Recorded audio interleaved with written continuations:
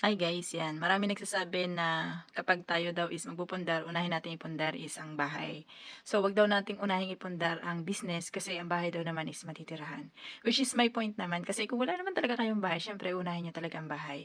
Pero in my perspective kasi, kagaya nga ng sabi ko sa inyo, noong una is bahay din po ang aming pinundar. So, nagpagawa kami ng bahay namin. Yung mother house namin talaga, ipinagawa po namin siya at that time. And then, nung pinagawa na namin yung bahay namin, nag-hit bigla yung pandemic. So, nung nag-hit yung pandemic kasi, is wala kaming income na pumapasok. So, at that time, doon ko naisip na siguro kung business yung inuna ko at hindi yung bahay ang nauna sa amin na naipagawa ko, siguro, meron kaming business, meron kaming papasok na pera. At the same time, may makakatulong sa amin during noong pandemic nga po. So, yun yung naging hit na naging reason ko kung bakit ko nasabi na unahin nyo ang negosyo, unahin nyo magpunta ng negosyo, saka nyo i-priority ang pagpapagawa nyo ng bahay. Kasi nga, ganun yung nangyari sa amin.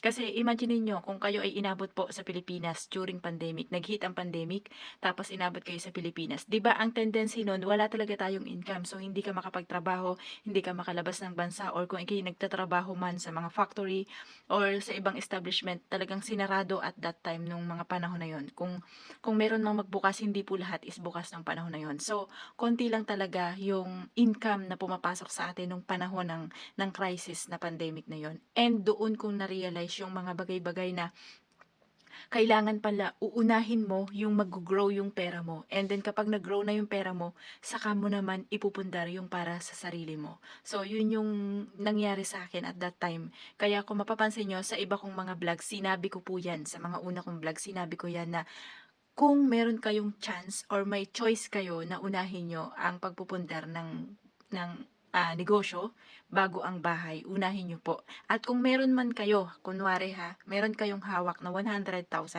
pesos sa inyo para gagawin yung negosyo, tandaan nyo po na wag buo na 100,000 ang gagamitin nyo sa negosyo. So, make it for at least 20 or 30% lang nung pera na meron ka ngayon. Kasi meron kasi tayong sinasabi na 'pag nagnegosyo is parang, very risky ang pagnenegosyo. Hindi natin sure kung sa unang negosyo natin is magpapatok. Minsan kasi sa unang negosyo natin patok 1 taon, 2 taon, and then pagdating ng 3 taon biglang babagsak. And para maiwasan natin yung mga ganong senaryo, unahin po natin na halimbawa, kunyari 20% lang, kung meron kang 100,000, 20% lang ng 100,000, yun lang yung gamitin mo. For example, 20,000 pesos, ano ba yung pwede kong inegosyo with that money na 20,000 pesos? Yun nga po ang sinasabi nga ng ating mga financial advisor na pwede naman talaga na magnegosyo nang wala kang hawak na pera. Minimal amount of money. Pero syempre sa akin kasi nabaguhan at hindi ko rin siya na-try na gawin yung wala talagang amount ng pera. Kung ano yung pera natin dyan, yun lang yung pagkasyahin natin. Pero kung meron tayong malaking pera like 100,000, so wag natin siyang ibuhos sa isang negosyo lang. So, itry natin na kahit 20% lang muna yung gastusin mo doon. Wag mo muna siyang lahatin. Kasi if ever na mag-fail yung una mong negosyo na pinasok, meron ka pang chance na makabawi gamit yung another 20% portion ng iyong 100,000. So, yun po yung sinasabi ko doon sa mga vlogs ko kasi marami nagtalo-talo doon na bakit bahay muna dapat kasi yung bahay natitirahan ganyan-ganyan para hindi na magrenta. So, case to case basis naman yun. Pero ang sa akin kasi is yung nangyari po doon sa amin.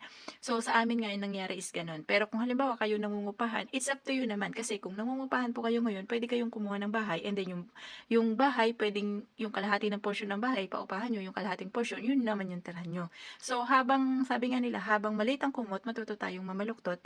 Kasi nga, hindi naman natin masasabi kung lagi tayong may trabaho, lagi tayong okay, lagi tayong walang crisis na nangyayari. So, sa nangyayari kasi sa atin ngayon, nagiging survival mode tayo. So, alam natin kung gaano kahirap po ang buhay natin sa Pilipinas. And kung gaano kahirap talaga na mabuhay, di ba? So, kami nga po na medyo malaki yung sinasahod. Hindi naman 20,000 lang ang sahod ng OFW. Kami na mas malaki kaysa sa 20,000 na sinasahod dyan sa Pilipinas is nahihirapan ding mag-budget. So, kayo pa ba na nandyan sa atin sa Pilipinas na sobrang mahal na mga bilihin ngayon, lahat nagtaasa na po. So, ito lang yung masasabi ko guys, ang masasabi ko lang guys, patience para sa atin, lalo na sa mga kapwa ko na OFW, gusto natin lahat na makauwi. So, dahil gusto nating makauwi, wala tayong ibang choice kundi kailangan maghigpit tayo ng sinturon para magawa natin ng ano ba, yung sarili natin na ma-generate natin na makapag-ano tayo ng negosyo na nagge-generate ng income. Kasi kapag wala tayong gano'n guys, imaginin mo kung wala kang negosyo pag-uwi mo tapos saka ka palang magnenegosyo.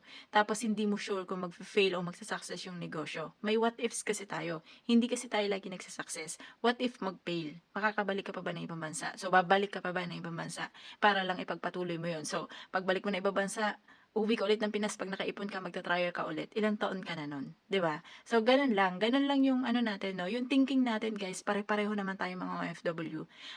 Hindi ako financial advisor, wala po akong gano'n.